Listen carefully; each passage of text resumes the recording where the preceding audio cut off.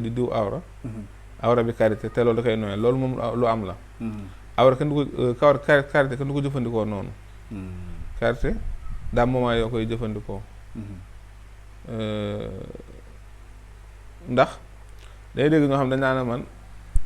garab maanaam dama jëfandikoo karité waaye li nga si waxoon man gisuma ko fekk ne benn ni ñu ko jëfandikoo moment bi ñu ko jëfandikoo la wala dañ ko jëfandikoo lu xaw a yàgg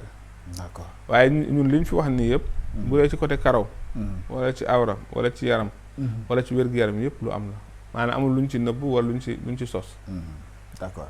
d'accord am na solo bu baax a baax ba pare boo xoolee même xale bu nekkee boo amee doom mu nekk xale rek war nga commencé di maase awra bi karité pour su màggee awra bi rëy ba pare war ngay woggi xuur yi pour du aju